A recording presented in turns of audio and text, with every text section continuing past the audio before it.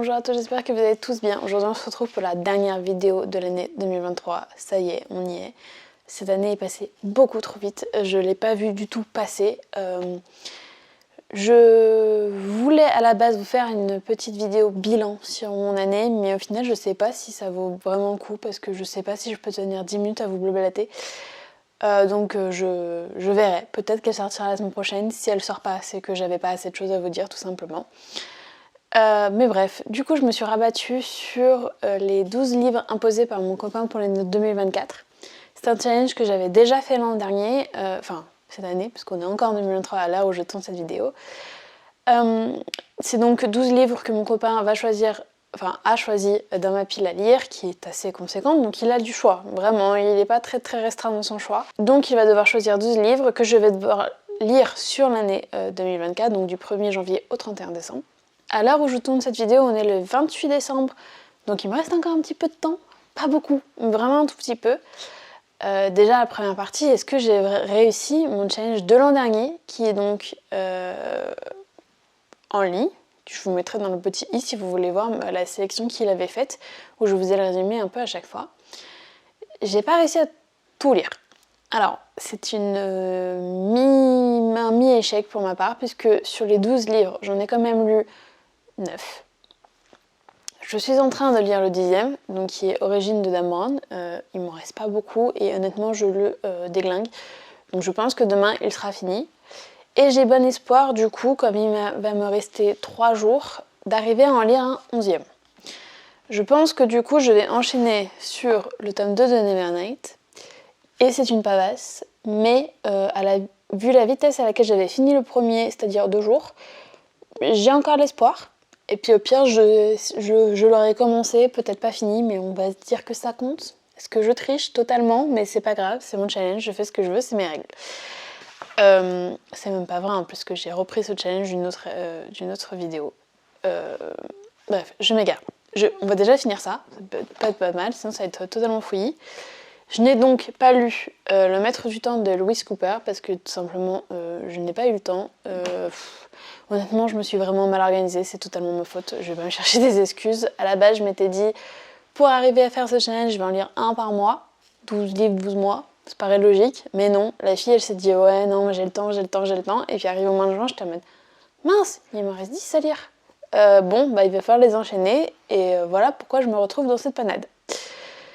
C'est pas grave, vous verrez que mon copain était un peu sadique et a trouvé des solutions pour me pousser à le lire quand même, puisque je lui interdis de remettre dans la pile à lire de cette année les livres que je n'avais pas lus l'an dernier, qui étaient déjà dans la pile à lire, parce que sinon c'est pas drôle. Et puis j'aimais bien le voir galérer dans ma pile à lire, parce que ce qu'il faut savoir, c'est que j'ai un peu de la pile à lire partout dans ma maison. Donc j'aimais bien le voir galérer à chercher de partout en mode mais qu'est-ce que je vais bien pouvoir lui mettre, où sont les livres, vraiment. Bref, je pars dans des délires, vous vous en foutez totalement, mais voilà, vous sachez que j'ai bien rigolé quand j'ai vu mon copain faire sa sélection. Ce que j'avais commencé à dire et que je n'ai pas continué pour ne pas totalement vous perdre dans mes élucubrations, c'est que ce challenge n'est pas du tout inventé par moi. Moi, je l'ai repris de la chaîne Rêve ta vie en lecteur, mais je sais que beaucoup de chaînes YouTube ont fait la même chose. Peut-être pas à chaque fois imposé par leurs copains, mais juste une pile à lire de 12 livres à lire dans l'année. C'est pas du tout une idée originale, clairement, mais je trouve ça très fun à faire. Déjà, à vous présenter, puisque je vous ai présenté un peu plus cette année de piles à lire, disons saisonnières, de challenge, mais il n'y a pas tout le temps quelqu'un derrière vous pour vous dire attention, je ne suis pas du tout ta pile à lire, et j'ai pas vraiment de discipline là-dedans. Donc le bon côté en ayant une pile à lire imposée par mon copain, c'est qu'il est là 24h sur 24. Il me voit, il voit quand les mois avancent et que la pile ne descend pas qu'il y a un problème, et il me le rappelle de temps en temps, il se charge bien de le faire, ça l'amuse beaucoup. Peut-être un peu trop. Mon copain est un petit peu sadique, je vous le rappelle. D'ailleurs, je crois que c'était le titre de l'année dernière. Mon copain est sadique. Vous imaginez non sans mal que il se charge bien de me rappeler qu'il y a un challenge en cours et qu'il faut que je le réussisse. En plus de ça, c'est devenu un peu un jeu entre nous deux. Donc vraiment, que des bonnes raisons de le faire. Donc j'allais pas me priver cette année. Sur ce, après beaucoup de blabla, on va commencer à la sélection de cette année. Il l'a faite. Et déjà, je vous ai dit qu'il avait trouvé une solution pour me pousser à lire Le Maître du Temps de Lewis Cooper, mais sans vraiment le mettre dans la pile à lire parce que je lui avais interdit. Donc il s'est dit, eh ben, je vais faire comme l'année dernière en fait, je vais t'imposer de lire La Porte du Chaos de Lewis Cooper, c'est-à-dire l'intégrale suivante. Donc en fait, je suis littéralement obligée de lire ce livre pour pouvoir lire celui-ci. Donc, bon, est-ce qu'il a triché un petit peu, mais bon. Disons qu'il a contourné les règles, voilà. Je suis désolée, je ne vais pas vous faire le résumé du coup de cette intégrale-là, parce que j'ai peur de me spoiler la précédente, puisque je ne la connais pas encore. Je sais que c'est un roman qu'il a adoré, sachant qu'il est fan de fantasy, fantastique, science-fiction. Donc j'ai pas trop de doute sur le fait que je vais aimer, c'est ça que je cherchais. Tout ce que je peux vous dire, du coup, en relisant rapidement le résumé du tome 1, donc Le Maître du Temps, on a une histoire d'amour dans un monde plongé dans le chaos où le bien et le mal s'affrontent en fait. On a un jeune homme qui fait partie des magiciens, qui est attiré par une force invisible qui est le mal, qu'il est le seul à sentir et qui l'attire plutôt pas mal. Mais il sait que c'est une menace et à côté de ça, il a une attirance pour une jeune roturière, donc qui a l'air d'être dans son camp opposé aussi.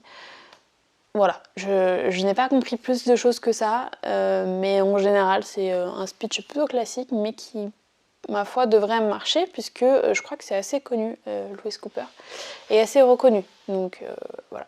Ensuite, il m'a donc mis L'Empire de Grâce de Giacometti Raven. Voilà, là j'avoue qu'il a été gentil sur ce coup-là, puisque c'est un auteur que j'ai envie de lire depuis très très très longtemps. Je suis même pas sûre de ne pas en avoir déjà lu de lui. En tout cas, je sais que ça reste dans le même univers que Dan Brown. Quand on aime ce mélange de religion, science, histoire, ça marche plutôt bien. Et je crois, en lisant le résumé d'ailleurs, c'est un peu le cas, puisqu'on nous parle de 5 cardinaux qui prennent connaissance d'un rapport effectué par une intelligence artificielle, enfin un espèce d'algorithme, qui promet la fin de la religion, donc une nouvelle tellement explosive qu'elle va mettre fin à la religion.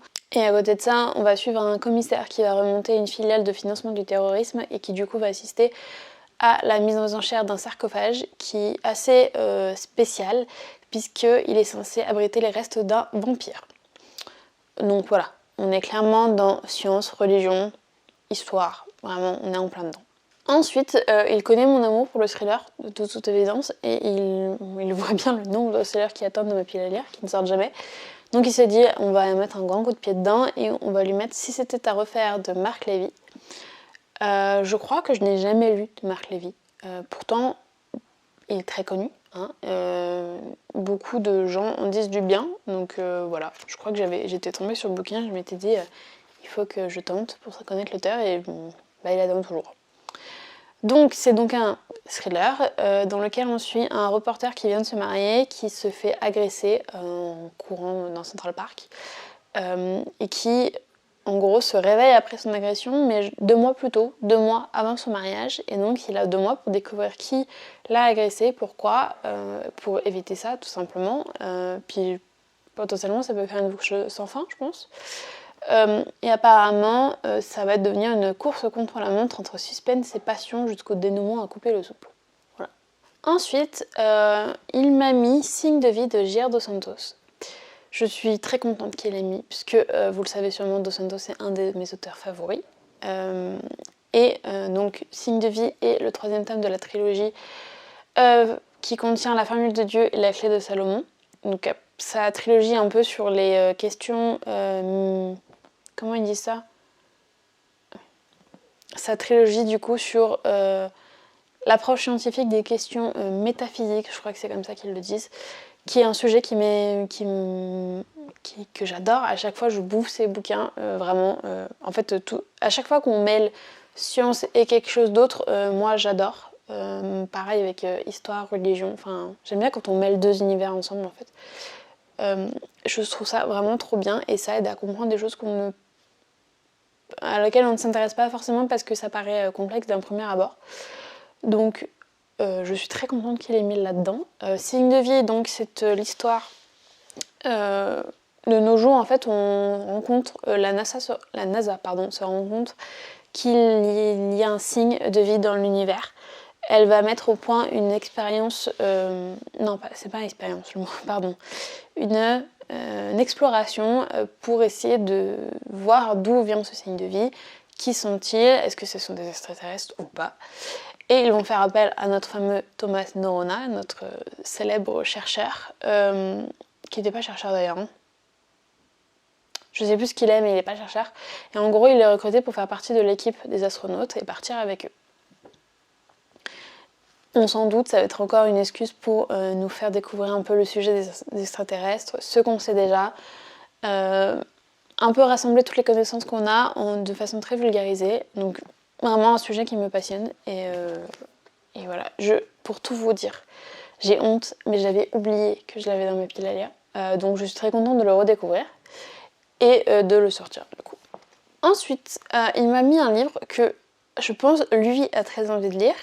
Et donc il m'a imposé, puisqu'il aime bien faire ça, m'imposer des livres que lui a envie de lire pour avoir un premier avis, sachant qu'il ne lit pas beaucoup, voire quasiment jamais en fait. Bon, il va pas aimer que je dise ça, mais c'est un peu vrai. Donc il m'a mis Les Furtifs de Ala Damasio. Je crois que je l'avais récupéré pour lui à la base, et je l'avais quand même mis dans ma pile à lire, puisque c'est quand même un classique. Et donc... voilà, j'essaye de lire au maximum de classiques pour un peu étendre ma culture générale. Maintenant, je vais avoir du mal à vous faire un résumé puisque en fait c'est tellement spécial que j'arrive pas trop à savoir de quoi ça va parler. La seule chose que j'ai compris, c'est que les furtifs dont on parle, c'est une espèce qu'on ne verrait potentiellement pas, mais qui serait autour de nous tout le temps et qui guiderait un peu notre existence. Peut-être que j'ai pas du tout compris, c'est tout à fait le cas. En tout cas, dans les peu de lignes que j'ai compris, on nous parle d'une quête d'un père qui veut retrouver sa fille disparue. Ça va, je comprends. Donc je pourrais pas trop vous en dire plus. Maintenant, je pense qu'Alain Damasio, c'est quand même assez connu. Donc peut-être que vous connaissez déjà Les Furtifs, vous n'avez pas besoin de moi pour que je vous fasse un résumé. Donc je suis mi-contente, mi-pas contente qu'il me l'ait mis parce que, alors on est quand même sur un beau petit pavé avec écrit petit, et donc si c'est aussi compliqué que le résumé, je vais un peu avoir du mal à le lire, mais en même temps peut-être que du coup je l'aurais jamais sorti s'il ne me l'avait pas imposé, donc vous me direz c'est un bien pour un mal. Non, un mal pour un bien, c'est mieux dans ce sens-là. Ensuite, c'est un fan de Pierre Bottero, d'ailleurs dans le challenge de l'année dernière, je crois qu'il m'avait mis la quête des Willen. Donc il s'est dit que cette année il allait m'imposer Elana de Pierre Bottero. J'ai toujours pas fini la quête des Willen d'ailleurs, le tome 2 est dans ma pile à lire.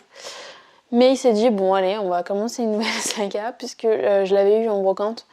Donc je l'ai eu, donc quand il l'a vu dans le pile à lire, il s'est dit c'est obligé, je vais lui mettre. Pour résumer, donc Elana, c'est une trésor qui croise le plus grand des maîtres marchombre, qui va accepter de lui transmettre son enseignement. Et donc ça va être son apprentissage. Il n'y a pas beaucoup plus à vous dire puisqu'il y a littéralement 6 lignes derrière, et que je ne connais pas trop les œuvres de Pierre Bottero, donc je vais découvrir. Mais... Après c'est du jeunesse, donc ça devrait se lire quand même assez vite. Et j'avais beaucoup aimé la quête des Willen, donc j'ai pas d'a priori négatif sur ce livre-là.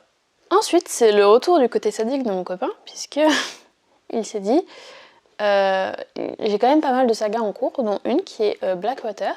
Je sais pas si vous allez voir, je crois qu'elle est derrière moi, oui. Vous voyez, là c'est tout ce que j'ai déjà lu, donc je me suis arrêtée au 3. Il s'est dit on va lui mettre la suite. Je me suis dit bon, il va mettre le 4.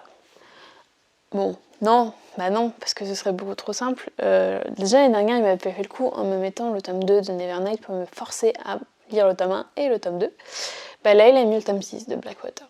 Alors vous me direz, ils sont petits, c'est pas si sadique que ça, parce que, ils s'enchaînent quand même assez rapidement.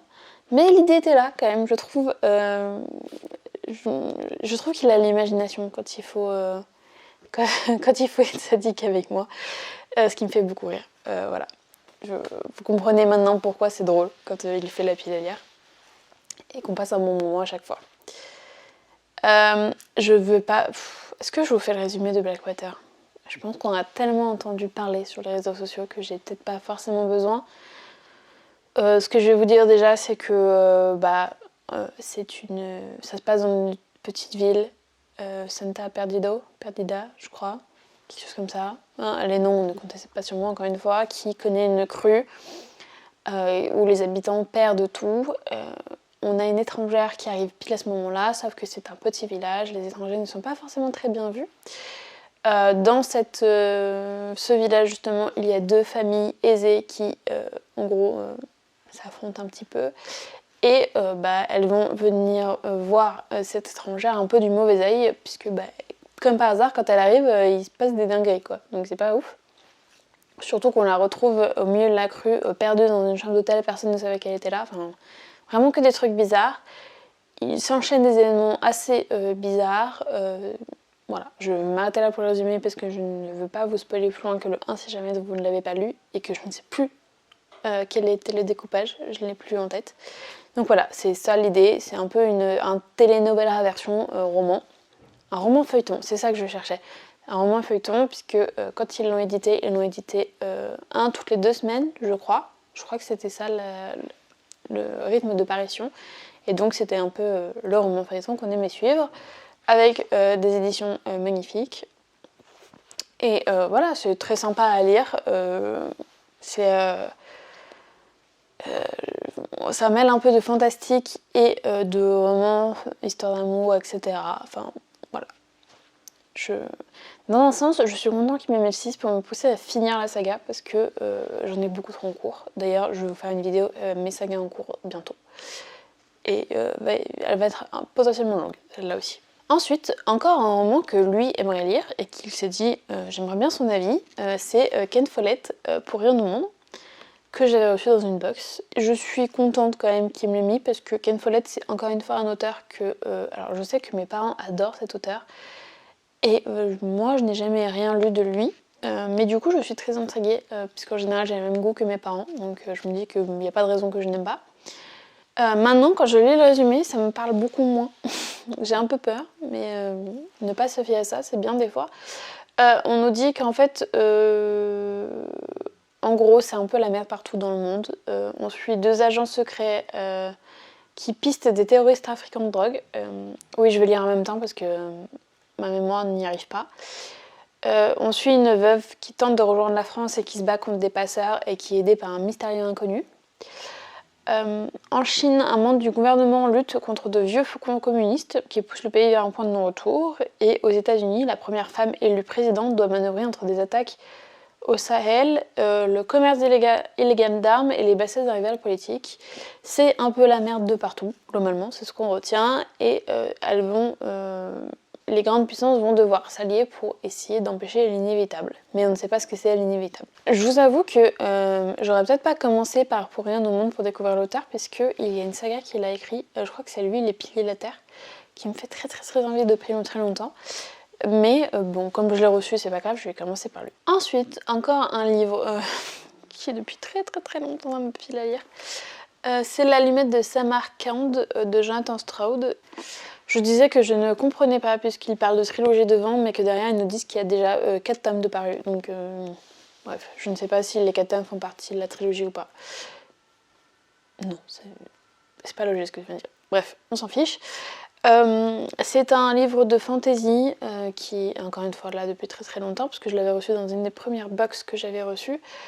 On nous parle donc en gros d'un Londres au XXIe siècle qui est envahi par des magiciens qui font appel à des djinns pour exaucer leurs vœux. Et on suit l'un des djinns qui est totalement offensé parce que le magicien qui l'a...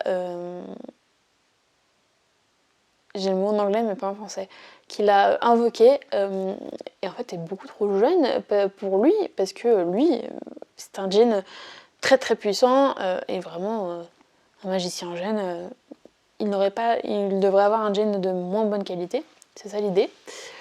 Mais il n'a pas le choix, puisqu'il a été invoqué, il est obligé de lui obéir, et ce dernier va lui demander de voler l'amulette de Samarcand d'un certain Simon, je crois que c'est ça, le puissant Simon Lovelace.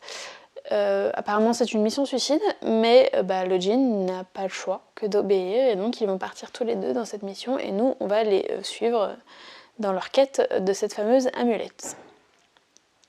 Je ne connais pas du tout, vraiment. Apparemment c'est une trilogie qui a été très très vendue, qui est très très connue, mais ça ne résonne pas du tout chez moi, donc pourquoi pas. Ensuite il m'a mis L'archipel des oubliés de Nicolas Beuglet, donc c'est un thriller. Je vais balancer, c'est pas grave. Il me l'a mis parce que, en gros, le nom de l'auteur le fait beaucoup rire. Beuglet, voilà, le nom. Il en faut pas beaucoup, mais, mais du coup, je me suis retrouvée avec celui-là dans ma pile à lire. C'est un thriller que j'avais eu, je crois, dans un truc de livre d'occasion. Donc je suis très contente, surtout que de Nicolas Beuglet, je connais surtout Le Passager sans visage, que j'ai très envie de lire depuis un moment aussi. Donc ça va me faire découvrir l'auteur, c'est encore une fois c'est bien.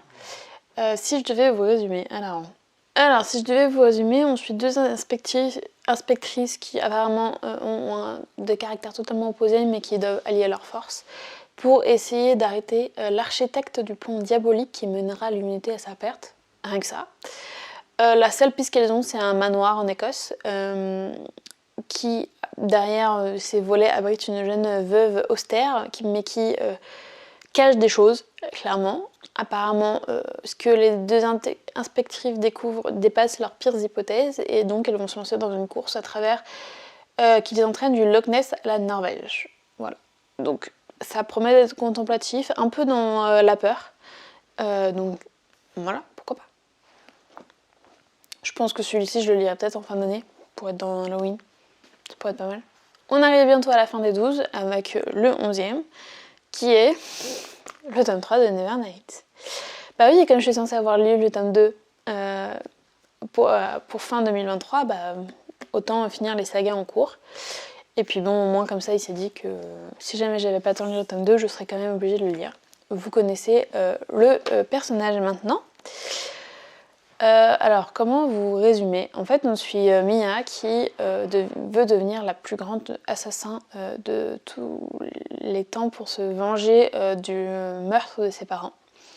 Elle va se faire enrôler du coup dans une école d'assassins, donc dans une école assez particulière qui est paumée au fin fond du monde, où en gros tu n'y entres que quand tu es prête, quand ton maître a décidé que tu étais prête. Et le concept de cette école, c'est qu'en fait, je crois que pendant 1 an, tu dois devenir le meilleur assassin, et clairement, si tu te loupes pendant un des cours, tu peux mourir, clairement. Je sais pas, leur but numéro 1 n'est pas la sécurité des élèves. J'essaie de vous faire le résumé de tête, parce que même si j'avais adoré le tome 1, ça commence à remonter. Et donc, nous, on va suivre Mia dans sa quête pour devenir la meilleure. Parce que je crois qu'il peut y en avoir qu'un qui réussit au bout du compte. Et elle veut que ce soit elle. Surtout qu'elle a un pouvoir en particulier que les autres n'ont pas, qui est donc de contrôler les ombres. Il va être question de prophétie, de bataille entre le bien et le mal. Voilà, je vous fais pas tout le speech pour pas vous spoiler. Mais j'ai vraiment adoré le tome 1. Donc j'ai très hâte de commencer le tome 2. Donc très hâte de finir le livre sur lequel je suis en ce moment. Et si j'adore autant le tome 2 que le tome 1, il y a potentiellement le tome 3 qui va suivre derrière. Et en dernier, il m'a donc mis Ayesha de Ange, donc l'intégrale. Je l'avais lu, reçu dans une box. Je vous avoue que pendant longtemps, j'ai hésité à l'enlever de ma pile à lire, puisque il me fait très peur ce livre. C'est l'histoire d'un peuple, donc le peuple turquoise, qui est réduit en esclavage depuis des années, qui attend qu'une chose, qu'une prophétie se réalise, qui est celle que la Ayesha, donc la déesse qui commande aux étoiles, va venir les libérer de cet esclavage. On suit aussi du coup la reine actuelle qui est sensible à cette cause, mais a d'autres chats à fouetter, clairement. Elle veut reconquérir le trône, et elle ne va pas avoir d'autre choix que de s'allier avec un guerrier qui, je pense, fait partie de ce peuple turquoise, et donc il va y avoir une question de solidarité entre eux deux. Donc on nous dit que c'est une question de rébellion, d'histoire potentiellement d'amour, une très belle histoire. Donc sur le papier ça me fait envie, mais ça me bat pas plus que ça. Et puis bah voilà quoi, c'est très très très petit, donc voilà, il me fait très peur ce livre-là, je vous avoue. Je parle plus vite parce que je n'ai bientôt plus de batterie. Voilà. En tout cas, voici les 12 livres à lire que mon copain m'a imposé cette année. J'espère relever le challenge cette année et lire les 12 livres. Vous verrez ça à la fin de l'année prochaine du coup. Et en attendant, moi je vais aller de ce pas continuer ma lecture pour pouvoir sortir le tome 2 de Nevernight. N'hésitez pas à me dire en commentaire si vous aussi vous allez relever le challenge des 12 livres à lire pour cette année 2024. Et si oui, n'hésitez pas à mettre un lien vers votre pile à lire sur n'importe quel réseau que ce soit. N'hésitez pas à vous abonner. Et puis moi je vous souhaite de très bonnes lectures en attendant la prochaine vidéo.